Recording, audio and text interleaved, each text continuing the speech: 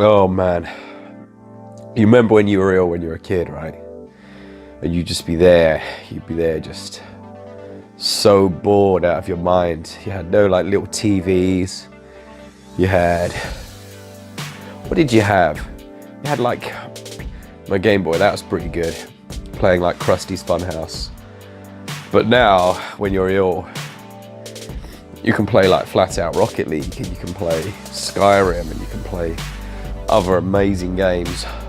Whew, and that helps.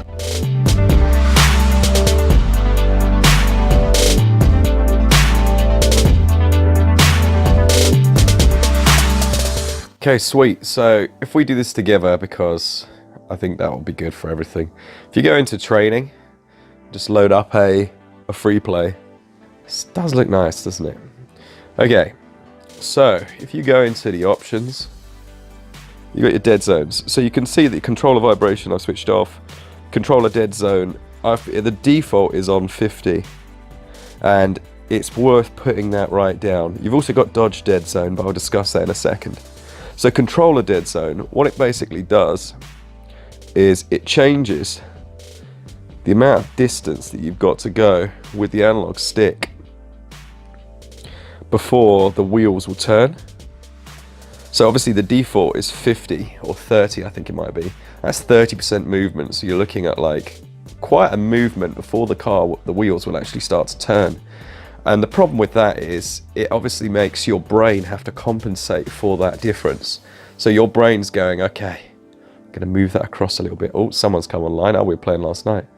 Your brain's gonna go, yeah, if I move it this point, then it's gonna start. So every time you've got to make small calculations or small changes, your brain is having to factor in that 30%. Now what I've noticed is that if you drop that down to 10%, 10 just seems like a good number. It's not so low that it's just all over the place with every little touch. But if you drop that down, you've got much quicker and easier control over the car. So that's the first thing you're going to want to do. Second one, we've got this dodge threshold. Now I haven't actually changed that yet. Let's go back into options.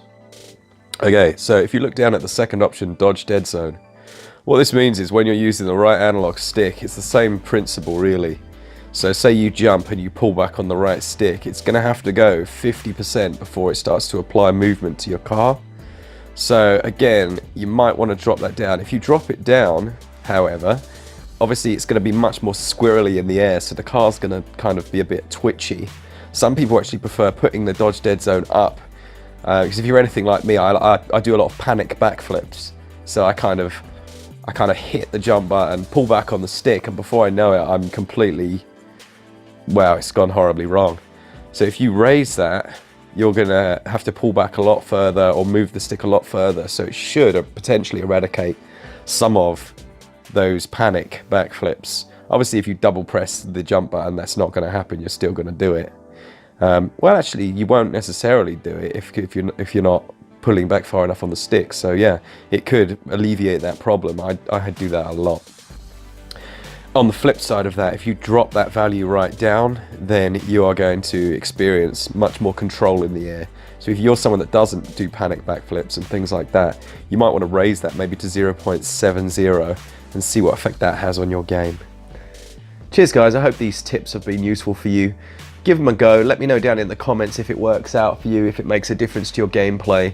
And I've been having a great time playing online with some of you guys, so if you haven't added me already, I'm going to pop my friend code down here.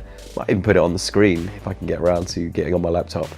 But yeah, keep it on the switch up, and I will see you guys all on the next one. Bye!